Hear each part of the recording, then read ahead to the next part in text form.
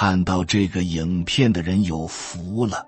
我今天要泄露一个天机给你，毫不夸张地说，只要你能够认真看完这个视频，你一定能够改命。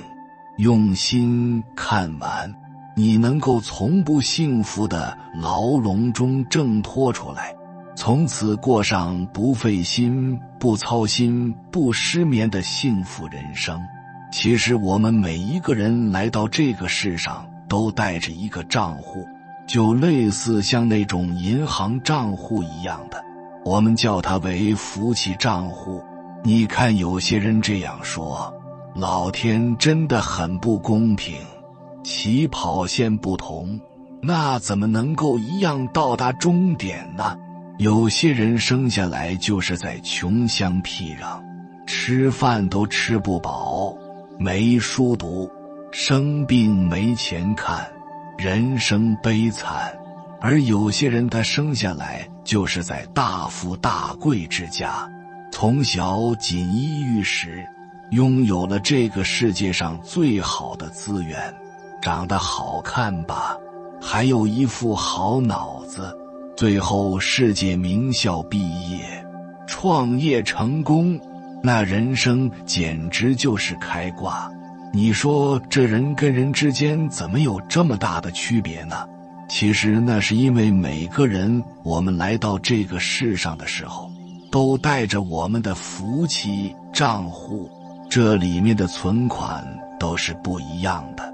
有些人天生带来的这个账户里面都是负债，那这种人他天生的命就不好。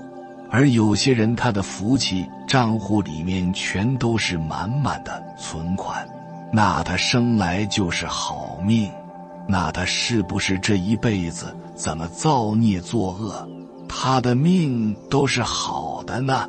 那可不一定。他每做一次坏事儿，他每一次坏的那种起心动念，每割一次韭菜，他的那个福气账户就会越来越少，越来越少，直到有一天他的福气账户耗光了，他的厄运就来了。当一个人的福气账户花光了以后，他的厄运就会表现在4个方面。你看你身边那些或者电视上那些曾经非常光鲜的人，不管是大老板也好，当官也好，最后落马破产的时候，你会发现他们都有4个特征。第一个叫面目可憎，你会发现那些人曾经走在路上，头发上面都是光环，但一旦走下坡路的时候，走路眼神都不敢往上抬，都是那种躲闪，整个人都是垂头丧气的，整个脸就像苦瓜脸，就像夭折了的玫瑰花，我们叫面目可憎。第2个叫众叛亲离，曾经一个人在非常非常光鲜的时候，他身边很多朋友都是捧着他的，结果到他走下坡路的时候，他身边的人都会离开他。第3个叫厄运缠身，就当一个人顺风顺水的时候，真的你呼一口气都能够挣几千万，什么好事都围着他转，这叫运气好。可是你在运势好的时候，你不做好事儿，你发现你好到你运没的时候，我跟你讲，那真的是喝水都会塞牙，屋漏偏逢连夜雨，祸不单行。第4个叫官司不断，所以我们中国有句老话叫做不是不报，而是时候未到。那又有人说了，你看我身边就有这么一个人，我从小看着他做坏事儿，但他活到99，这种人怎么没有报应呢？为什么？就是因为他来的时候，他的祖辈，他上几代的人给他积累了很多的福气资产，所以你感觉他这一辈子过得特别的潇洒。但如果他这一辈子作恶多端，一边想着福，一边做着恶，你不要觉得上天不公平，其实只不过是等到他的那个福气资产在哪一辈、哪一代，或者在他下一代耗光了，他就会接受到报应，全报在孩子身上了。这就是为什么女孩出嫁的时候，我们不会去了解对方有没有钱，我们要了解对方的祖上3代有没有做过坏事。我们不怕对方穷，就怕对方祖上恶，因为有报应。如果一个人生来他的福气账户都是空的，或者是负债，那怎么办？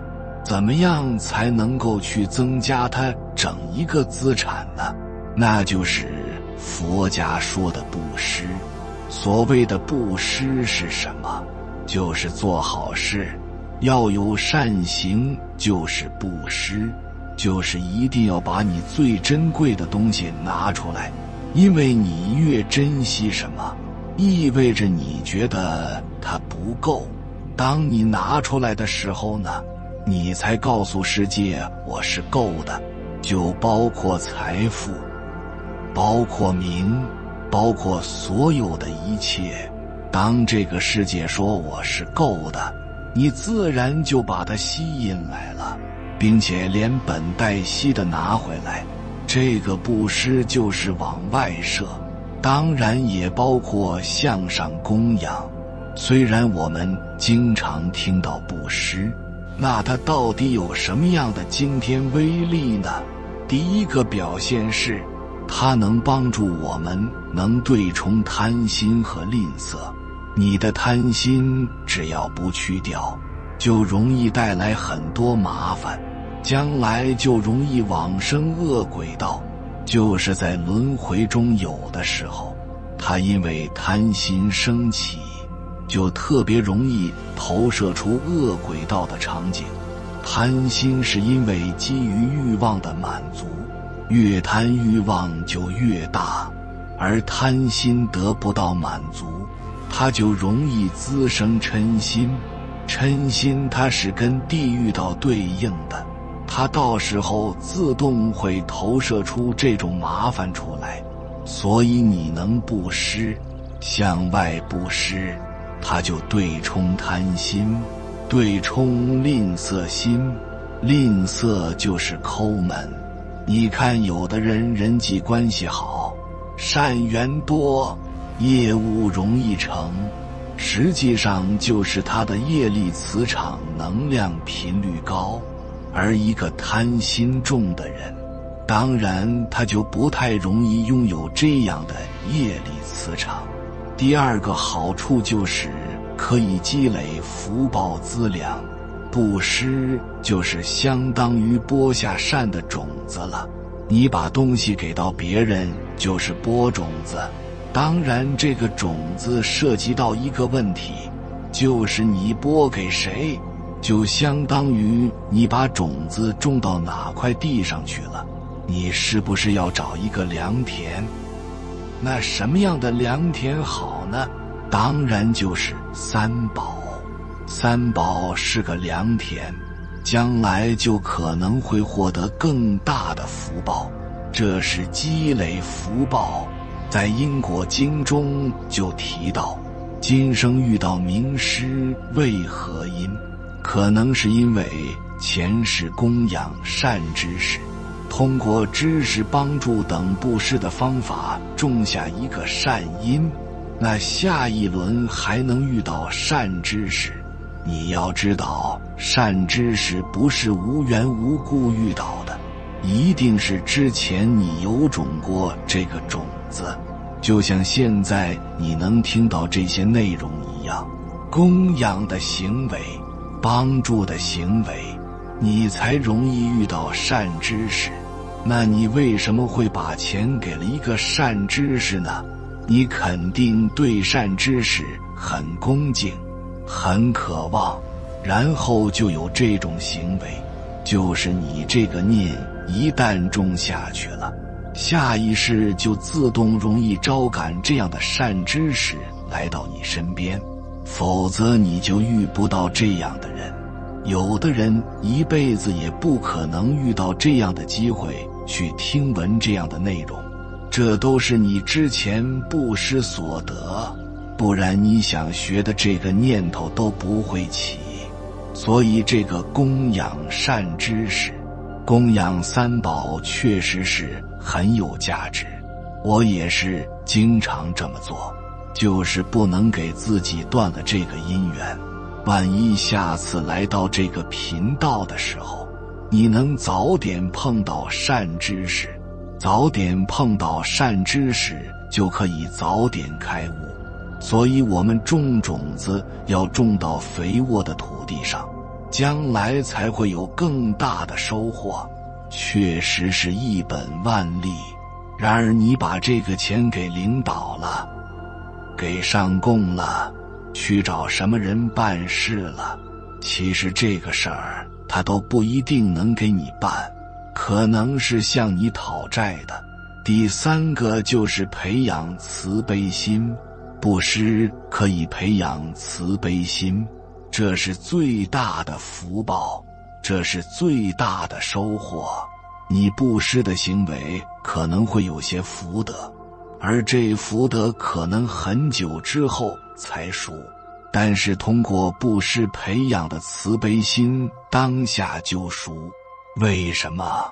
当你慈悲心升起的时候，当下就有效果，因为你当下的业力磁场变了，那么就会阻止你的恶业成熟，同时会激发你的善业早熟。这就是通过布施培养的慈悲心，这是布施的好处。那布施的种类呢？布施的种类，第一个是财布施。财布施就是用钱财来布施，比如布施三宝，布施善知识，有利于增加对真理的渴望。第二个就是如果你在社会上做布施，有利于调节社会分配不公，这就是相当于尽社会责任感。当然对于个人有利于他获得安乐，在这个过程当中，他感不感恩你不重要，因为你帮助一个人，我们要的不是他的感恩，我们要的是慈悲心的显现，就是我们要通过这样的行为让自己慈悲心显现。你慈悲心显现了，你会阻止恶缘靠近你，同时会激发你的善种的成熟，这个回报要大得多。所以他回不回报你，他感不感恩你根本不重要，只要你不执着这件事，你的慈悲心，你的能量场，你的内在频率就会变化。只要你的频率变化了，你本自具足的佛性福报就会显现出来。如果你能开发出你的自性，福德是不得了的，自性福德是无量的。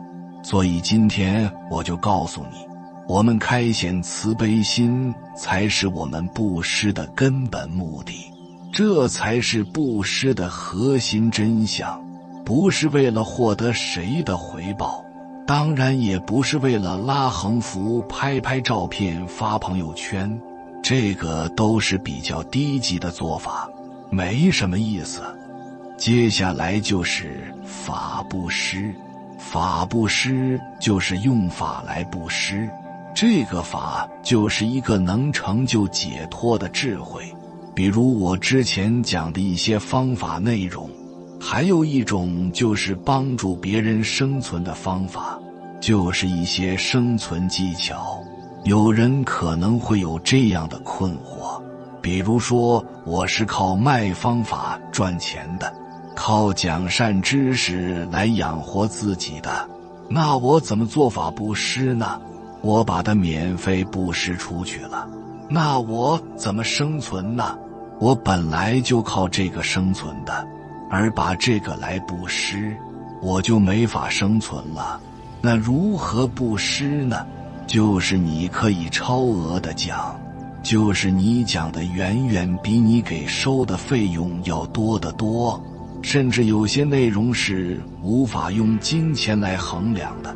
所以如果你是讲方法的，你就可以超额的讲，不要保留，不要掖着藏着讲。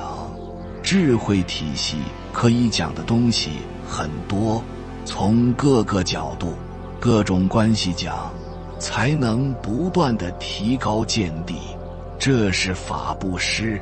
第三个是无畏布施，让别人不害怕，就是帮别人消除恐惧。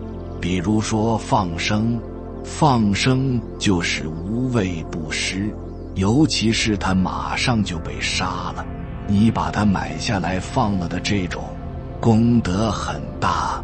比如说你看到有谁在杀狗，你把它买下来，然后带走，远离这个地方，然后把它放了，狗是听得懂的，你这个功德是很大的。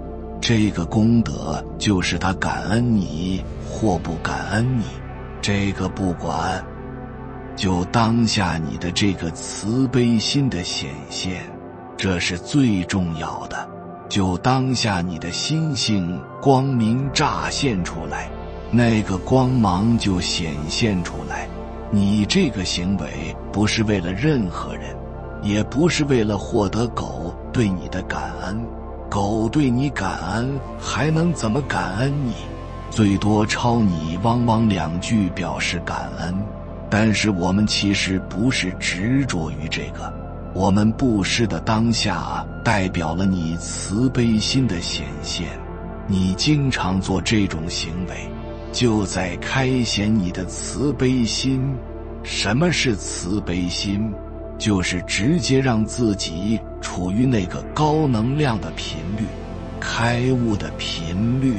当你经常这样开显慈悲心，你自然能跟这个能量同频共振。所以帮别人消除恐惧就是无畏布施，帮别人消除恐惧的功德也是很大的。当然还有给别人信心，给别人动力，让别人活得开心，哪怕给别人一个微笑，一句鼓励，都属于无畏布施。你说我没有钱做布施，那给人一个微笑可不可以？给别人点个赞行不行？帮别人明确奋斗目标，或者帮别人建立正确的三观，这都是无畏布施。开启心性光明才是宇宙最高级的成功学。人世间的事哪还有什么大事？接下来给大家讲一下布施的心法。布施是要有心法的，怎么去布施呢？如果布施是为了获得别人赞美，或者别人对你的回馈，这个都属于不清净的布施。而且别人给你赞美，给你回馈这件事儿，如果你是有这个所得心，你这个布施完了，他也对你说完谢谢，这个就结束了，就是你的功德已经兑现完了。比如再有这么一个故事，有个地方要修建一个寺院，有一个居士听说了，所以他拿了一袋子金子过来，就想着帮他们修建寺院。当时就扛了一袋金币过来给了这个负责的法师。法师看了看说，你放那里吧。然后这个法师就做自己的事情去了。可这个居士就没走，然后又跟法师说，我给了你一袋金子。法师说，我知道了，你刚才说过了。但过了一会儿呢，他又说了一遍。他说，法师，我给你供养了一袋金子。法师说，你已经说了2次了。我知道了，你放在这里就可以了。这个居士就问他，我供你一袋金子这么贵重，你有没有什么别的要说吗？这个法师一抬头说，那你想让我跟你说什么呢？你想让我说句谢谢吗？如果你供养一袋金子的目的就是为了获得谢谢，那我替佛祖谢谢你。但当我谢谢说出口的时候，你这个布施的功德就已经钱货两清了，你就只获得了这一个功德。但是如果你没有这个所得心，这个功德会无量倍的增长，不断增长，永远不停地增长下去。如果你没有任何所得心，供养他一袋金子，他说谢谢，他不会减少你的功德。他虽然也跟你说了谢谢，但是他不会削减你的功德。为什么？因为你没有想要这个功德，你没有想要这个谢谢，所以他说了谢谢。这件事情不减损你的功德，也不减损你的福报，因为你没有所得心。而有的人做好事是为了获得好的人缘，为了搞好人际关系，主动来做一些事情来搞人际关系，这个都属于不清净布施。不清净就是你有所得心，这就是策略性的布施，是为了改善人际关系，这属于策略。所以卡耐基成功之道里面有很多策略性语言，教你怎么说话，能够获得什么什么，这个都是不高级的。你什么都不为，就是纯粹的帮别人，这样就会改变你的能量磁场，改变你的内在频率，打开你的心性光明，去除你的障碍，这样的福报功德才会很大。第二个心法就是，不要把你所有付出都算成钱，要给自己留一部分付出作为布施的种子。